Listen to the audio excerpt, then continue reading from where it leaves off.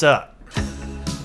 I can't even read my lines because these things are polarized. Not bragging. So, growing up, I was a Need for Speed fanatic. I loved the Underground series, and my personal favorite was Need for Speed Most Wanted, with its unforgettable, legendary cutscene acting. This here is the number 15 guy on the blacklist. You got a lot of rep to earn before you get to run with him. It's been 15 years and I still quote that with my brothers. Now, me and Forza go way back, but it's not for very long because I basically got the game on accident. It came with my Xbox 360 and it was one of two games in the same game case, which was Forza 2 and Ultimate Alliance? Name me a better duo. As a non-licensed wielding 12-year-old, I played the crap out of Marvel's Ultimate Alliance. And once I was done with that, I played Forza, but I was like, why isn't this exactly like Need for Speed? Why are the cars so stiff? Where's my NOS? I did not appreciate what Forza was doing. But eventually, I grew up. I started driving in real life. I started expanding my interest in racing games like Project Cars, Grid, Mario Kart, and at some point I was introduced to the World Rally Championship, or the WRC. And a thing you should know right off the bat is the WRC is insane.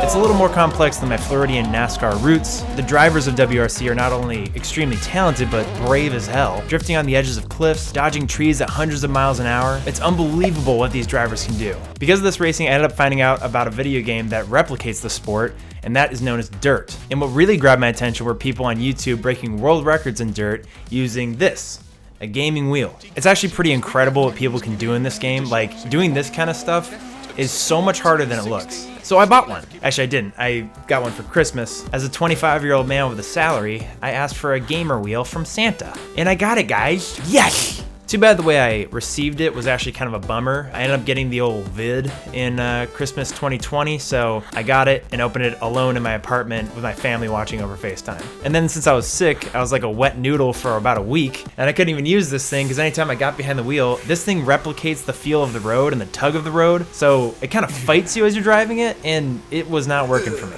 So once I got my strength back, I ended up hooking this thing up and starting off with Dirt. And I'll say, there's only a few gaming experiences out there that can make you feel this cool. I felt like freaking Jason Bourne. You take care of this car? What do you mean? Tires felt a little splashy on the way over here. Last chance, Artie. There he is, here we go. Now grab team A, come on. Left 5 half long, narrows. Into right 5, 60. Jesus Christ. That's Jason Bourne. Right 5 half long, 80 over.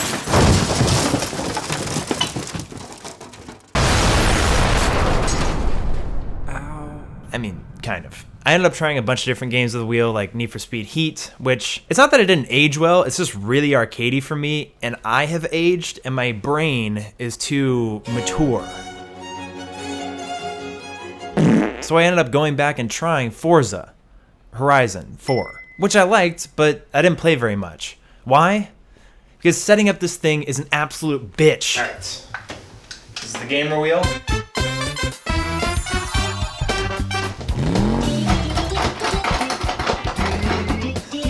Really funny if I was like, so that should work.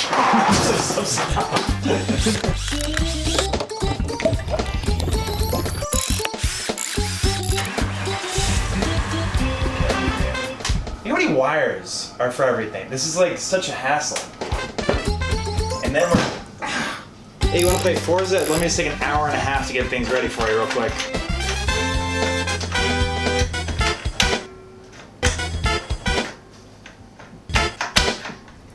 It works.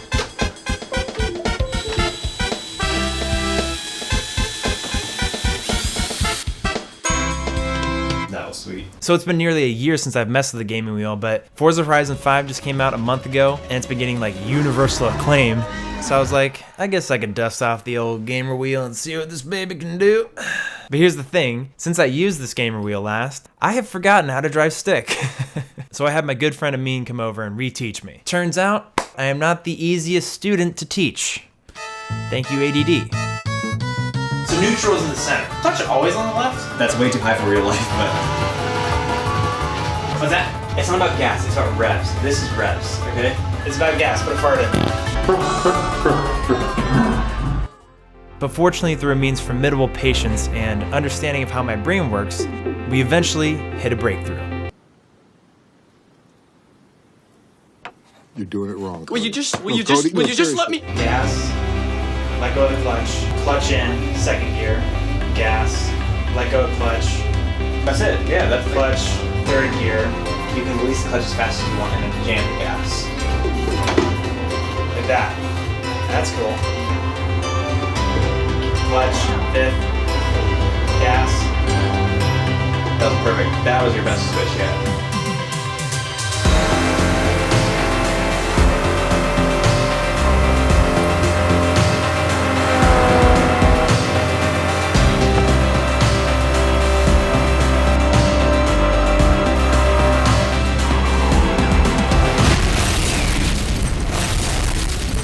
Thanks to Amin, I had relearned how to drive, and now I can officially talk about Forza Horizon 5.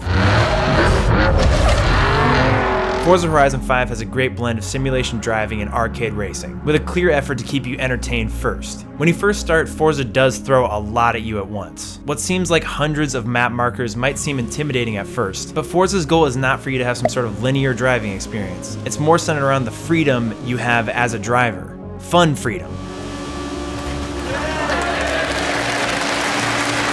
Whatever you're doing in the game, drifting, driving fast with near-miss collisions, wrecking shit, you get rewarded for virtually everything you do. There's simple accolade tasks that give you experience, money, and sometimes even full cars. There's also barn finds scattered around the whole map, where you go search a specific area for a unique hidden car. And along with all of this, you're rewarded with wheel spins every now and then, which is basically like the Price is Right, and you can win anything from a pair of boots to a McLaren.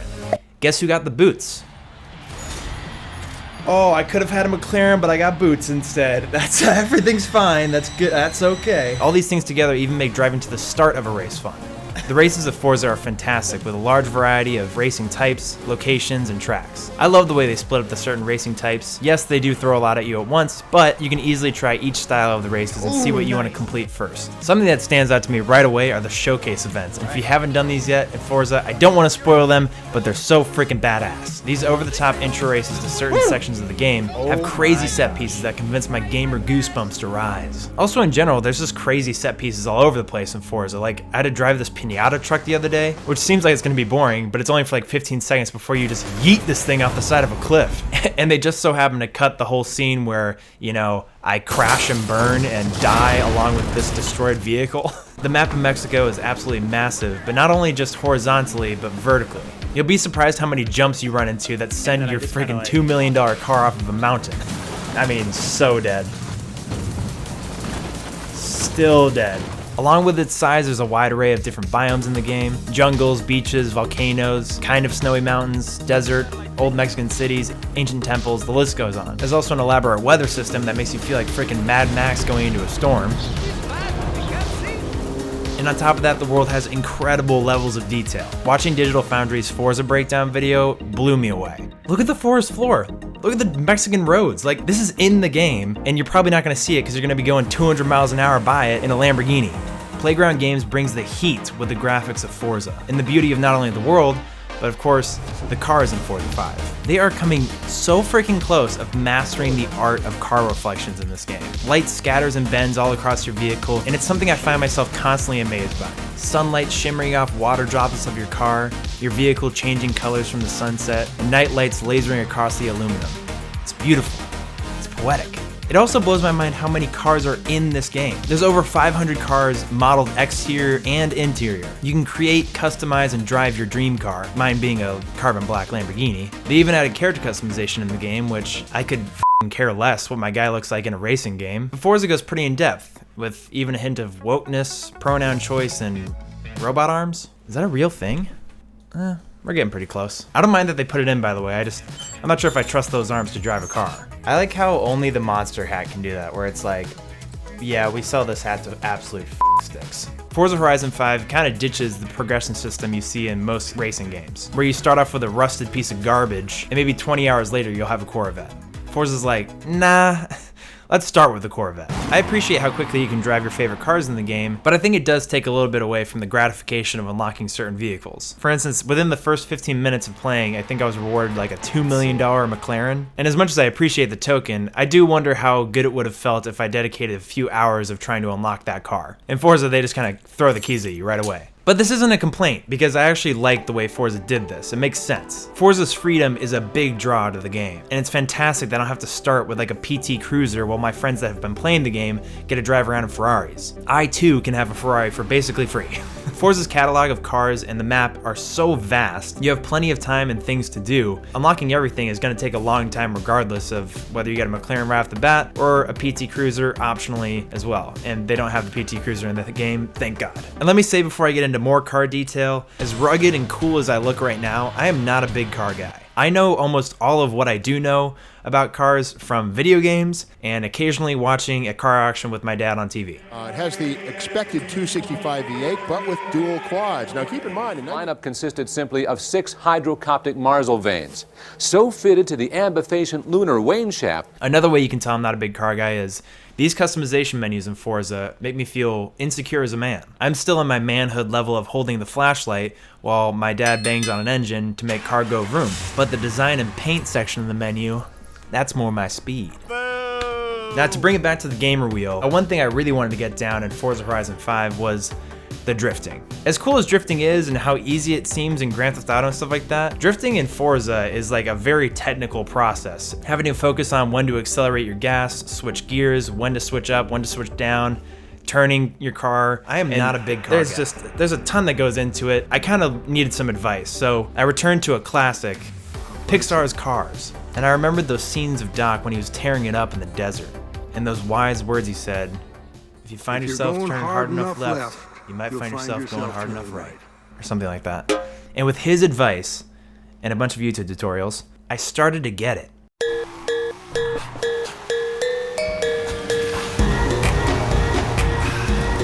Something so badass about ripping up this much smoke, driving your car sideways, flying down the road. Pretty soon I was drifting without even trying. Let's go find it.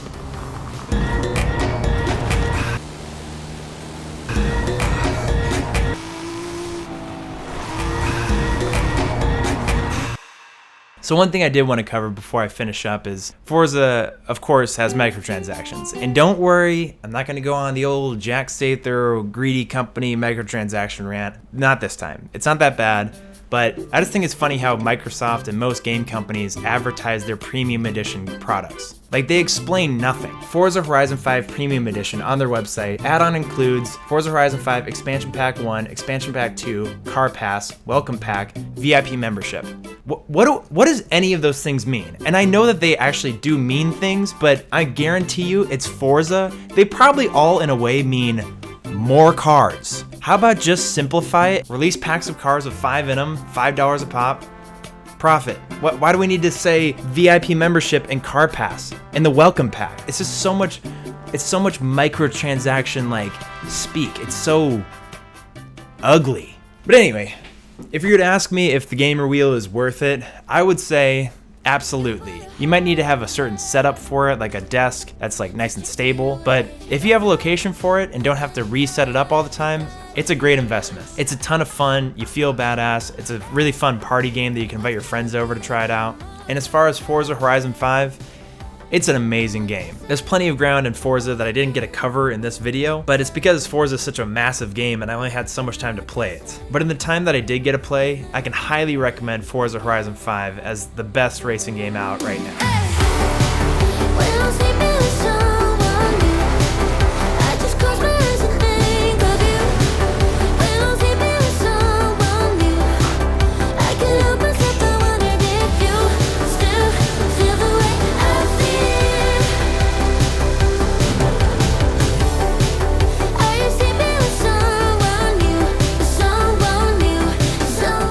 Thanks for watching my video, guys. I have a couple of announcements real quick, which is just 3 of them, real fast. I started a Twitch. You can watch me record gameplay footage for my next video there. I started a Patreon.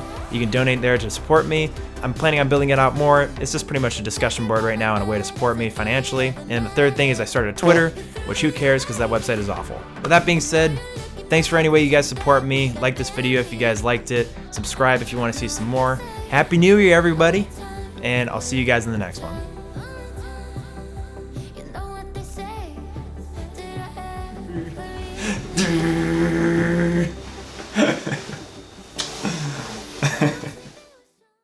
For the one that's me putting this underneath, I'm gonna hit my head on the table. Okay. And I kind of want you like back here to where it's almost like you can see the whole desk. Yes. Like it just looks lonely. You can get me too. Oh, this is for your video? Yeah, what do you think it's for?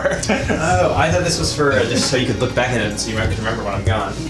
No! Video title, Sorry. I hired a professional driver to teach me how to do Forza. Professional driver, person with license. Thanks to Amin, I had relearned how to drive. Thanks to Amin, So now I'm able to talk about Forza. Thanks to Amin, I had relearned how to drive, and now I could officially play Forza 5. Forza Horizon 5. Thanks to Amin, I had relearned how to drive, so now it's time to talk Forza. Thanks to Amin, I had relearned how to drive, so now I'm able to actually talk about Forza 5 Horizon. I almost had it. Gosh. So now I can officially talk about Forza Horizons 5. It's not Horizons, it's Horizon. It's singular. Thanks to Amin, I had relearned how to drive, so now I was able to talk about Forza 5 Horizon. Is it Forza Horizons 5? God. Sucks. Thanks to Amin, I had relearned how to drive, and now I can officially talk about Forza Horizon 5. Got it.